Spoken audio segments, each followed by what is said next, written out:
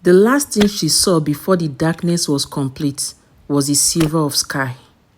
Blue and ordinary and indifferent the way sky always is to what happens beneath it. Then the final shovel full of earth closed over the wooden ceiling of the burial chamber, and the silver disappeared, and Adaora was alone in the dark with her dead husband and approximately 1 hour of air. She did not scream. She had already decided she would not scream. Not because she was not afraid. She was.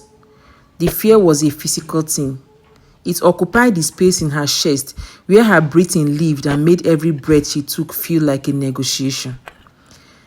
But she had 3 children above that earth who would be told the story of how their mother died. And she had decided what that story would contain.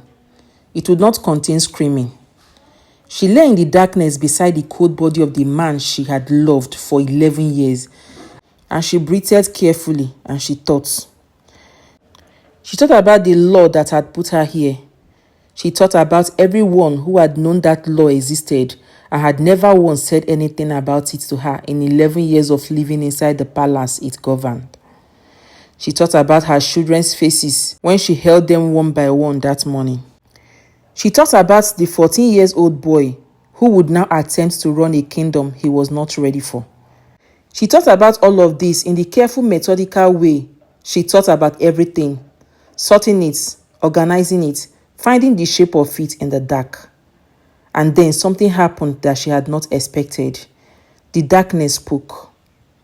To understand what spoke to Adaora in that grave, you need to understand who Adaora was before the grave.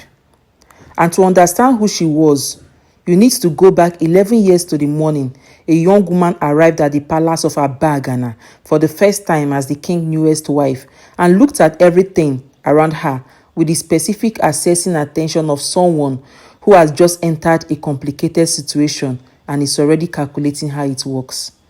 She was 12 years old. She was the third of the king's 4 wives. She was not the most beautiful of the 4. She was not the youngest. She was not the one with the most powerful family connection behind her. She was the one who listened. That was the thing that distinguished Adaora from every other person in the palace of Abagana, including the king himself.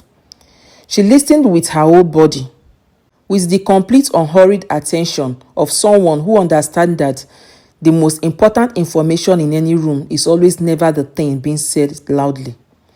It's always the thing being said quietly or not said at all. The king noticed within 3 weeks, not because she said anything remarkable, because when he said something and looked around his advisors and wives for their reaction, she was always the one whose reaction told him the most. Not with words, with the specific quality of her stillness. The stillness of someone who has already processed what was said, understood this implication 3 steps ahead of where everyone else in the room was standing, and is now waiting patiently for the conversation to catch up. He started asking her opinion privately. She gave it directly, without the careful softening that everyone else used around him. Without the particular difference that power expects, and that Adaora had decided early on was a form of lying she was not willing to practice. She told him when he was wrong. Not rudely, not confrontationally, simply directly. The way someone tells you that you have taken the wrong path not to embarrass you, but because they can see where the correct path is and they would like you to get there. The king fell completely in love with her, and she loved him back, not blindly, not without seeing his flaws. She saw them clearly and catalogued them the way she catalogued everything and decided they were outweighed by the things she valued in him. His genuine desire to rule well, his willingness to be corrected, his particular gift for making the people feel heard even when he could not give them what they wanted. She loved those things. She built her life around them. She had 3 children. She accumulated 11 years of knowledge about the kingdom. She became the person the king consulted when the situation was serious enough that he needed to know the truth rather than something comfortable. She was not officially an advisor. She had no title. She sat behind screen and spoke through intermediaries in formal setting because the structure of the palace did not have a category for what she actually was. But everyone in the palace knew. When the king wanted to know what was really happening, he went to Adaora, which meant that when the king died on a Tuesday morning from a fever that arrived fast and without warning and left nothing behind except a cold body and a 14-year-old boy who was not ready to be king, what died with him was not just a man. It was the entire architecture of how the kingdom actually functions. And everyone in the palace of Abagana understood this with a clarity that made the 2 days between the king's death and the burial the most politically charged 2 days the palace had experienced in generation. Because the law was clear. The most beloved wife goes with the king. And everyone knew who the most beloved wife was. The conversation that happened in those 2 days were never recorded. They happened in corridors and in whispers and in the loaded silence between sentences, and everyone present understood and nobody acknowledged out loud. The first wife, whose son was now king, had never loved Adaora, not with hatred, simply with the particular weariness of a woman who understood exactly how much space another woman was occupying in a man's life and calculated the implication of that space every day for 11 years. She did not push for the law to be enforced. She did not need to. The law enforced itself. The chief priest came to Adaora on the morning of the second day. He was an old man. He had served the palace shrine for 30 years. He had performed this ritual before. He had the special quality of a man who has made peace with the hardest part of his role by deciding that his role and feeling about his role are two entirely separate things that need not interfere with each other. He told her what she already knew. She listened to all of it without moving. When he finished, she asked one question. She asked, "Is there any version of this law that does not end with me in the ground?" The chief priest looked at the floor. She said, "I am asking seriously. I have read every iteration of this law I have ever been able to find. I am asking whether you know of one I missed." He said, "I do not." She nodded once. She said, "Then I will need 2 hours with my children." He said, "You have until tomorrow morning." She used every minute of it. She did not tell them she was going to die. She was 32 years old and she had 3 children between the age of 5 and 10, and she decided that the truth as it stood was not something a child's heart was built to receive. Instead, she told them things, everything she could think of that she wanted them to carry forward. She told her eldest son that the eastern border chief smiled with his mouth and lied with his eyes, and never to trust a man whose hands were still when he was angry, because his hands meant controlled anger, and controlled anger was planning something. She told her daughter that the most powerful thing a woman could possess was the willingness to say what she actually thought in rooms that expected her to say something else, and the courage to absorb the discomfort that follows. She told her youngest son that he laughed like his father, and that this was a gift that should never let anyone make him feel like it was a weakness. She held each of them until they fell asleep. Then she sat in the dark of the room listening to them breathe for a long time. Just that. Just the sound of them breathing in the darkness, committing it to whatever part of herself she was going to be allowed to take to the ground. The burial was everything a royal burial in Abagana was supposed to be, which is to say, it was both magnificent and terrible in equal measure. The king's body was dressed in the finest clothes the palace possessed. The royal objects of his reign were arranged around him. The drummers played the specific rhythm reserved for the passage of kings. The women of the palace sang the burial songs that had been sung at every royal death in Abagana's history. Adaora walked in the procession dressed in clothes that the palace attendant had spent the previous day preparing. She walked with her head up. She had decided this the night before, that whatever she could control in the next several hours, she would control completely. She could not control the law. She could control her face. She could control her spine. She could control the quality of what the people lining the procession route would see when they look at the king's most beloved wife walking towards her own burial. They would not see her fear. They would not see collapse. They would see a woman who was going somewhere she had not chosen to go and was walking there with every bit of herself intact.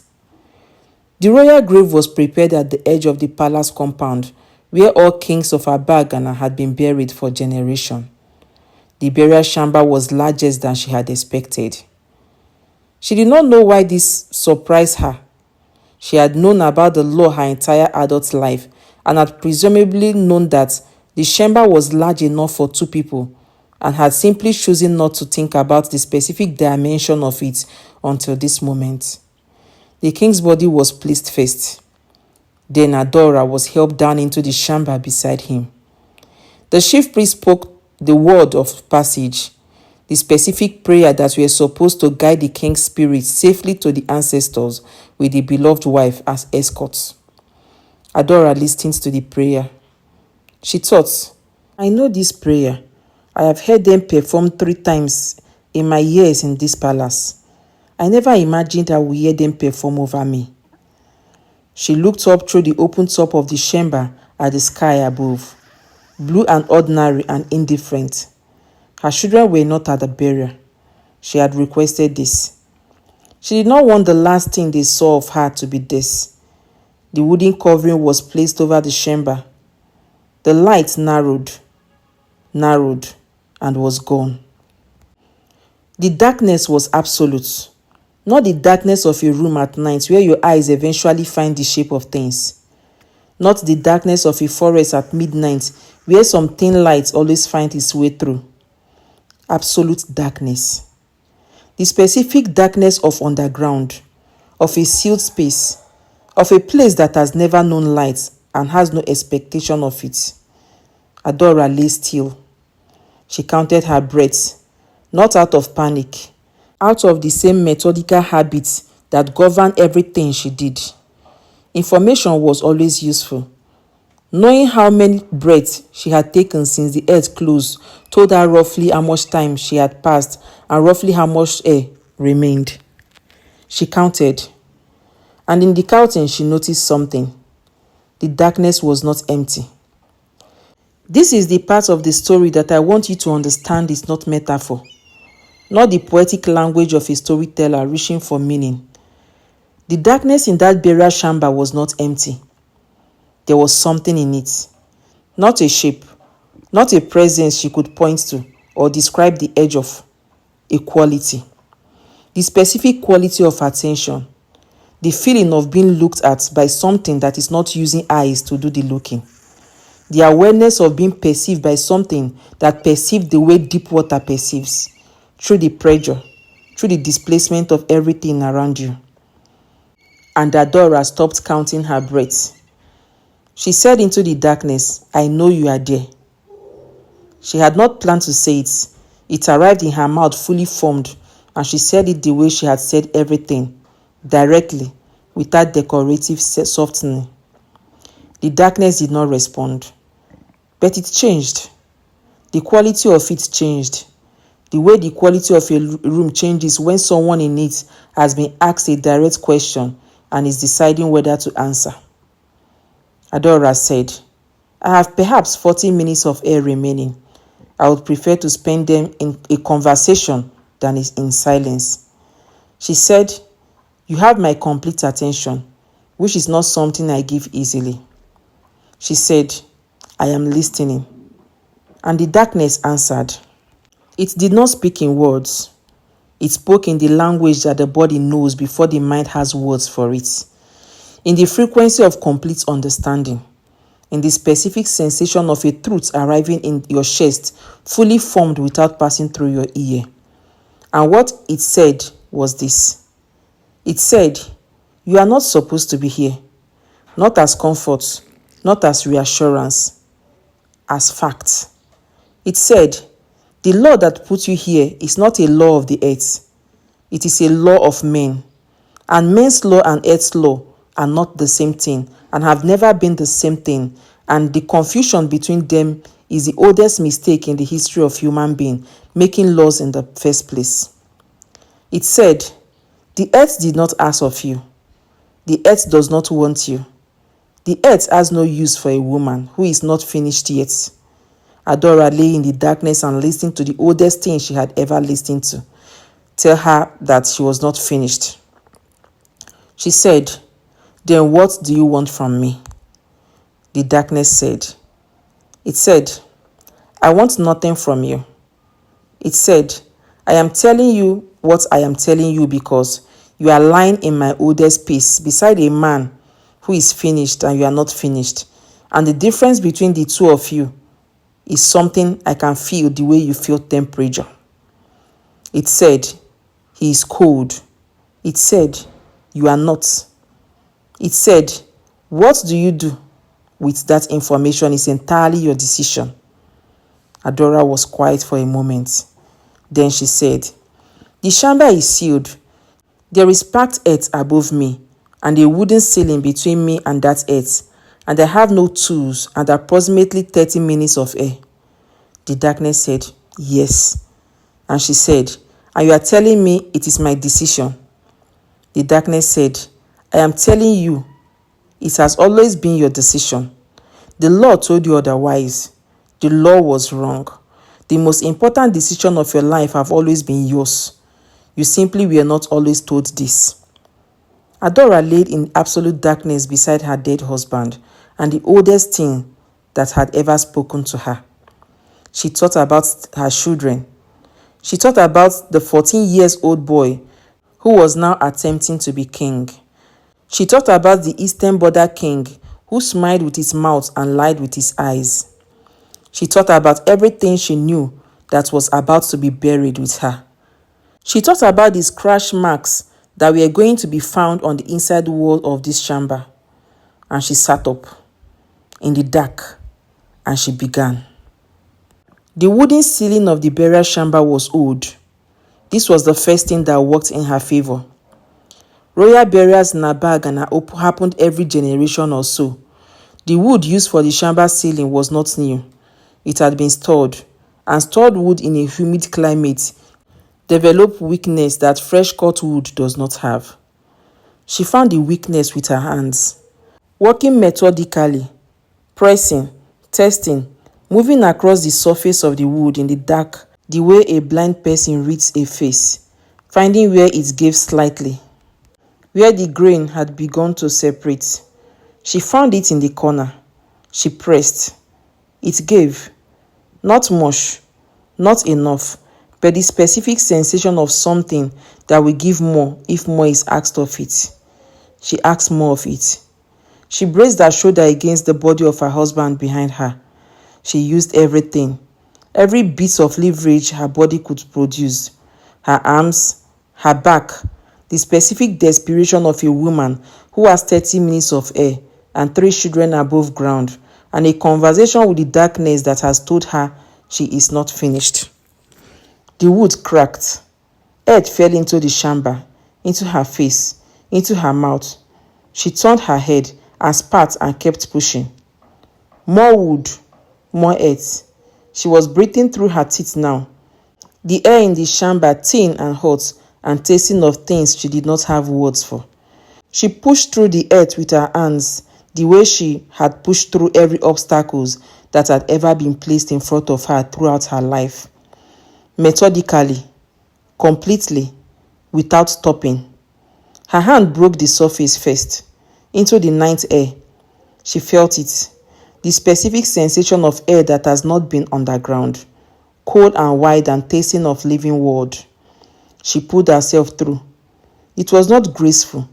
It was not the dignified emergence of a woman who had walked to her own burial with her head up and her spine straight. It was the desperate, ungrateful emergence of a living thing that had been put in the ground and had decided not to remain there. She lay on the surface of the royal burial ground at midnight with grave dirt in her hair and her mouth and her fingernail, and she breathed. Just breathed. The night sky above her. Blue, black, and full of stars, and completely indifferent. She had never loved it more. She lay there for exactly as long as her body required. No longer. Then she sat up. She looked at the disturbed earth around her. The hole she had come through. The scratch marks her hand had left on the wooden ceiling of the chamber, which was now visible in the broken ground. She thought about the chief priest, who would come at midnight to perform the sealing ritual. She thought about what he would find. She left her burial clothes at the edge of the grave. She did not know exactly why she did this. Perhaps because she understood instinctively that what she was about to walk back into, the world as was not the same thing that had been put in the ground. The burial clothes belonged to the woman the village had decided to bury. What was walking away from this grave in the dark did not need it. She walked towards the palace, bare feet on the cold ground, grave dirt on her skin and in her hair. The specific unhurried walk of someone who has just been underground and come back and understand with complete clarity that nothing that happened next can be worse than what just happened, and that nothing that happened next will find her unprepared. The guard at the palace gate saw her first. He was a young man, 18 years old. He had been assigned the night watch because he was the most junior guard in the palace, and the night watch was what junior guards got. He had been awake for 4 hours thinking about nothing in particular, and then he looked up and saw a woman walking towards him out of the darkness in the direction of the royal burial ground. A woman covered in grave dirt, in the burial cloth of the king's most beloved wife. Except she had left the burial clothes at the grave, so she was not in the burial clothes. She was in the plain wrapper she had wore underneath it, covered in grave dirt, walking towards him out of the darkness from the direction of the sealed burial ground. At midnight, the young guard did something that, given the circumstances, was entirely understandable. He ran, not away from her, towards the palace, shouting. The palace woke up the way palaces wake up when something impossible has happened. Not all at once, in a specific order. Junior attendants first, then senior attendants, then the palace women, then the advisors, then the chief priest who had been on his way to the burial ground to perform the sealing ritual and was now standing in the palace courtyard at midnight, looking at Adaora standing in the torchlight covered in grave dirt, with an expression on his face that combined professional crisis with something that was almost certainly personal terror. Nobody spoke for a long time. Adaora looked at all of them, at the attendants, at the advisors, at the chief priest who had told her there was no version of the law that did not end with her in the grave, at the first wife standing at the edge of the gathering with an expression that was cycling rapidly through several things, including things she had not expected to feel in this situation. Adaora looked at all of them and she said, "I would like to wash." She said, "And then I would like to see my children."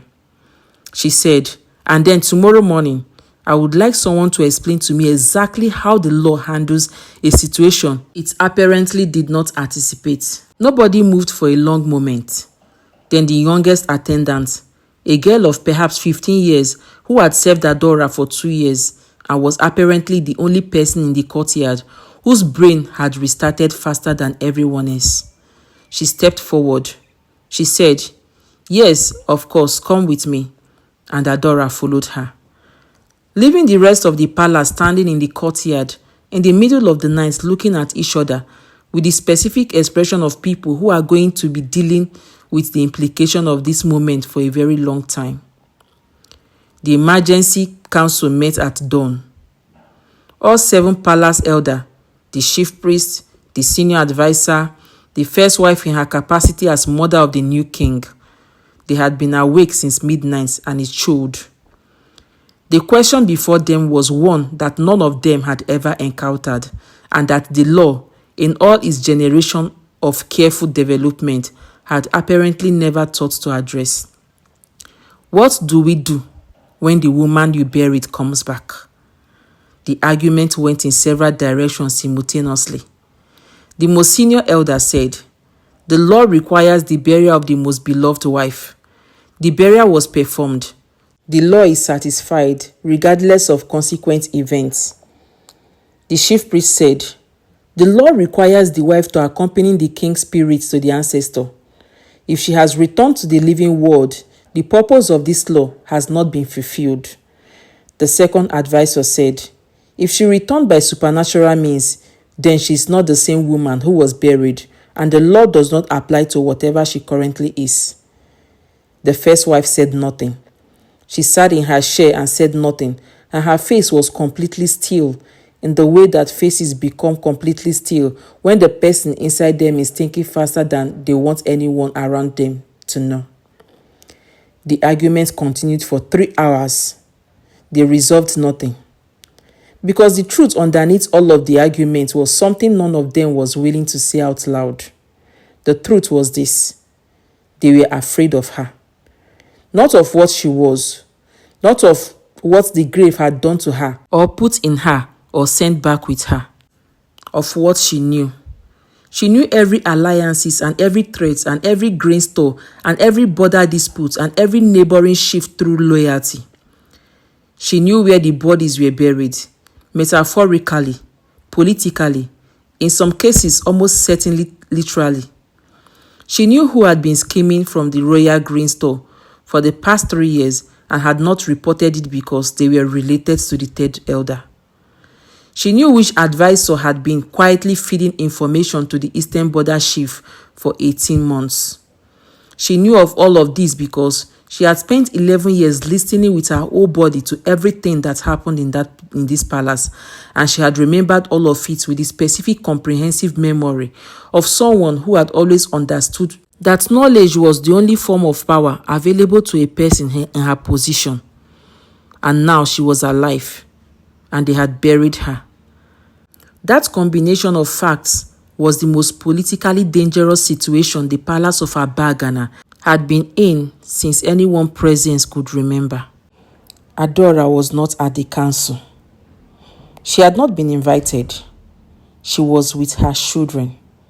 She had woken them before dawn, and she had held each of them for a long time, and then she had sat with all 3 of them in the room that had been hers for 11 years, and she had looked at their faces in the early morning light. Her eldest son had asked her where she had been. She had said, "I went somewhere I was not supposed to go, and I am back." He had looked at her with the eyes of a child who is old enough to understand that this answer contains more than it says. He said, "Are you different?" She thought about the darkness and what it had told her. She thought about the scratch marks on the inside of the wooden chamber ceiling. She thought about the burial clothes she had left at the edge of the grave. She said, "Yes." She said, "But different in the way that something is different after it has been tested completely. Not a different thing, the same thing, more finished." Her son thought about this. Then he said, "Are you staying?" Adaora looked at her son. She thought about everything she had to do. She thought about the 14-year-old boy in the throne room who was not ready to be king. She thought about the Eastern Border chief and the advisor who fed them information. She thought about the grain store and the third elder's relative and the 7th palace elder who had just spent 3 hours arguing about what to do with a woman they had buried and who had come back. She said, "For now." She said, "For as long as I am needed." She said, "And then I will decide what comes next." Her son nodded, as though this was the most reasonable thing he had ever heard. The young king came to her room that afternoon, not with attendants, not with formal ceremony that his new position required. He came alone. He was 14 years old. He had buried his father 3 days ago. He had spent those 3 days being told by various adults that he was now king, and watching those same adults look at each other over his head with expression he was not supposed to be able to read. He was Adora's stepson. She had been in the palace since he was 3 years old, She was not his mother and had never pretended to be, but she had always been honest with him. In a palace full of people who were careful about what they said to the king's son, Adaora had always said what she actually thought. He sat down across from her. He looked at the grave dirt that was still under her fingernails, despite the washing, because some things go deeper than washing riches. He said, "They are trying to decide what to do with you." She said, "I know." He said, "My mother thinks you should leave the palace for everyone's safety, including yours." Adaora said, "Your mother is not wrong that my being here creates a complicated situation." He said, "The chief priest thinks the ritual was incomplete and wants to discuss option." She said, "The chief priest is welcome to discuss option with someone who is interested in hearing them." The young king almost smiled at this. Then he said, "What do you think should happen?" Adaora looked at this 14-year-old boy who was now king of a kingdom that 3 years ago had a competent man running it, with a significant amount of unofficial help from a woman who was no longer allowed to be alive. She said, "I think you are not ready to run this kingdom alone." He said, "I know." She said, "I think the people around you know this, and some of them will try to use it, and some of them will try to help, and the most important skill you can develop in the next year is the ability to tell which is which." He said, "Can you teach me that?" Adaora looked at him.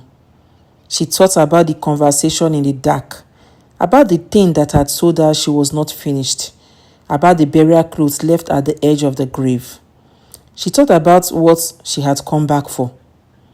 And she understood in this moment, sitting across from this boy, what the answer to this question was. She had not come back for revenge. She had not come back to dismantle the law. She had not come back to claim the power that the palace had always wielded through her without acknowledging her. She had come back for this. This specific boy, this specific unreadiness, this specific kingdom that needed someone who knew all of his secrets to teach the person who would now carry them. She said, "Yes." She said, "I will teach you." She said, "But I have condition." He said, "Name them." She said, "The law that put me in that grave is reviewed. Not unnecessarily ended, reviewed. With the full council, with the testimony from every person in this palace who has an opinion, done properly." He said, "Agreed." She said, "My children are protected. Whatever happens to me politically, they are not touched." He said, "Agreed." She said, "You listen to everything I teach you, not selectively, not only the parts that are convenient, everything." He looked at her. He said, "Agreed." She said, "And when I decide it is time to leave you, do not try to stop me." He was quiet for a long moment. Then he said, "How will I know when you decide?" She said, "You will know because I will tell you." He thought about this. He said, "Agreed." And the education of the boy king of Abagana began that evening, with Adaora sitting across from a 14-year-old ruler and telling him the truth about his kingdom the way she had always told the truth. Directly, without decorative softening, starting with the eastern border chief. She taught him for 3 years.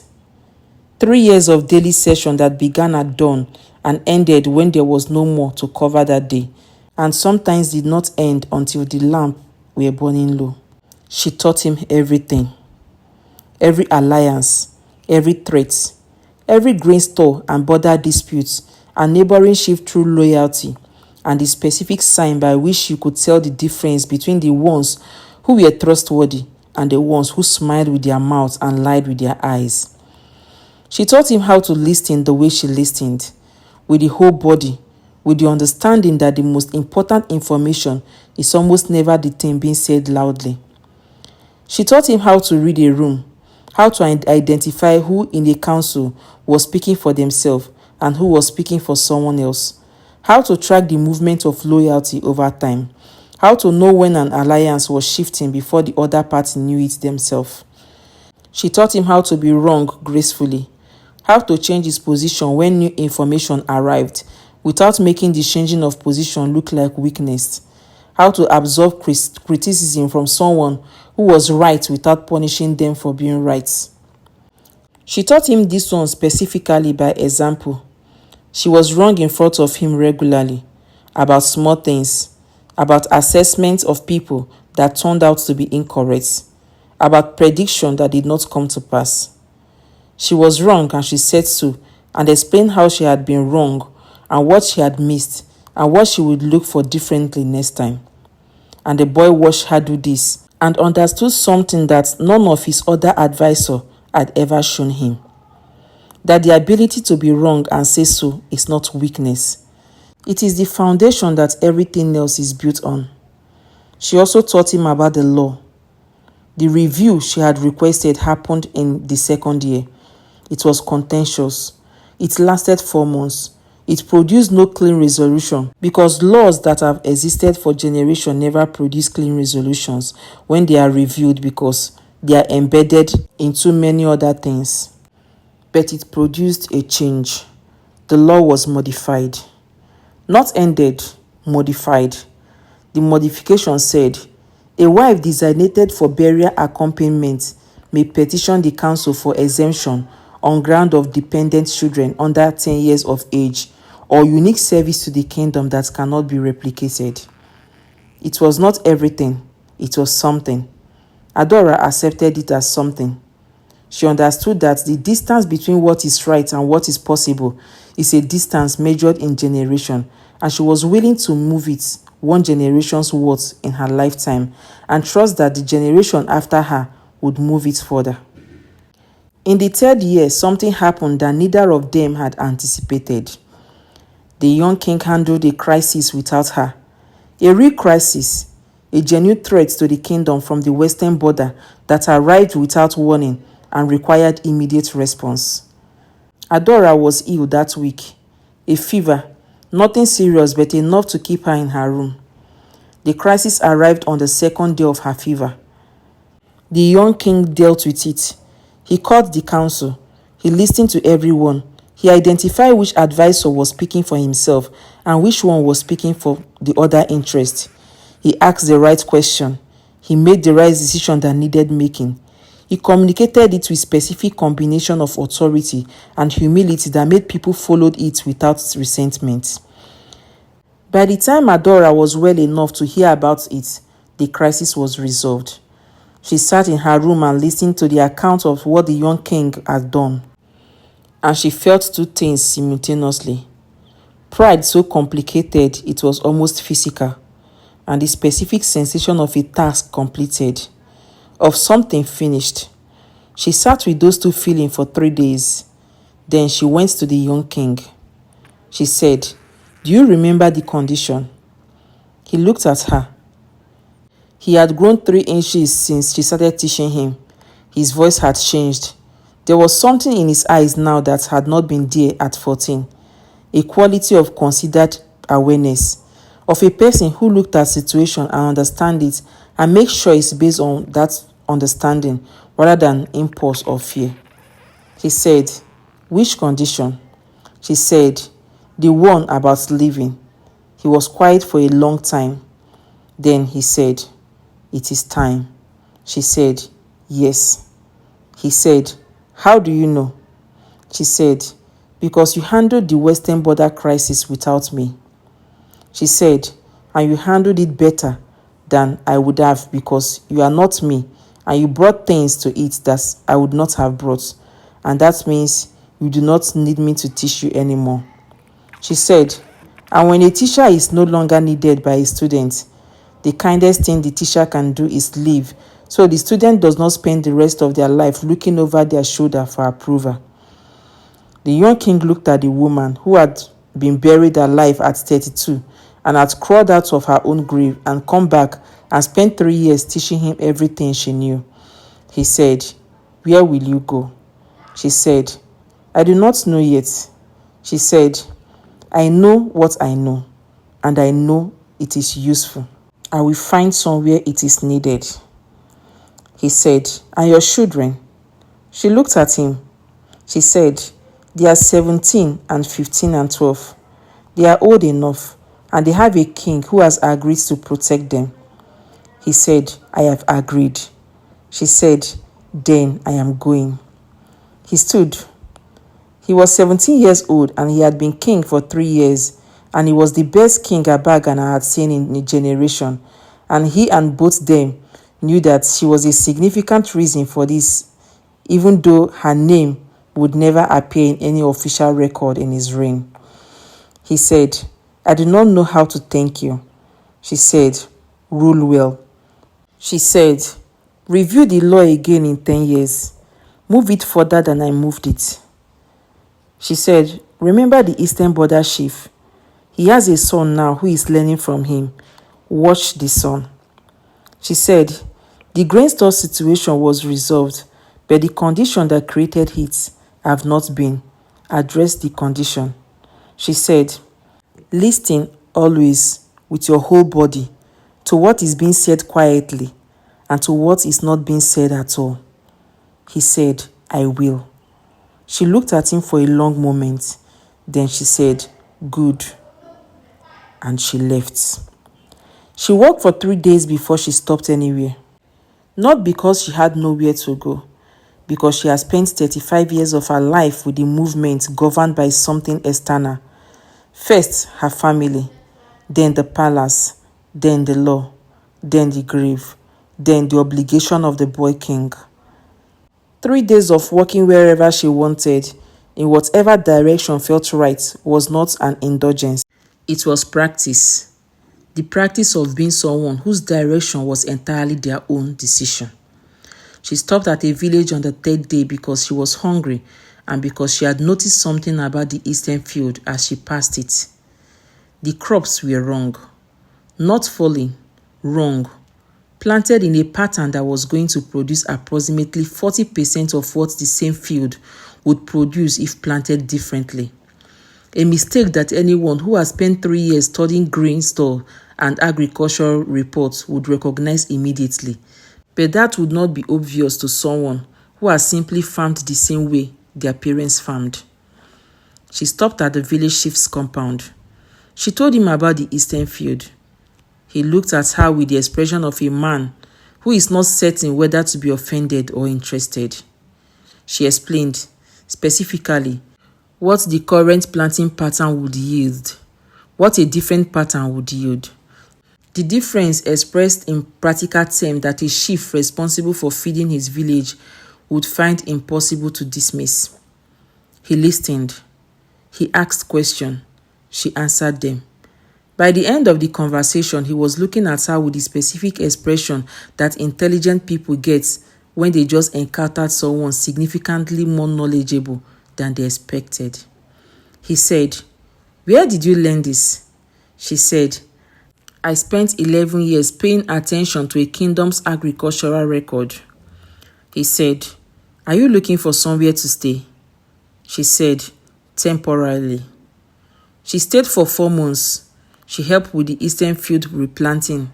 She identified 3 other inefficiencies in the village resource management and suggested correction. She sat with the chief priest council twice a week and listened and occasionally said something that the council found useful. Then she left and went somewhere else and did the same thing, and somewhere else and the same thing for 20 years, moving through the world with nothing but what she knew and the specific unhurried confidence of a woman who had been buried alive and walked out of her own grave and understand that the very worst thing that can happen to her already happened, and she survived it. And everything after that is simply life. 20 years after the night she crawled out of the royal burial ground of Abagana, Adaora arrived in a village 3 kingdoms away. She was 52 years old.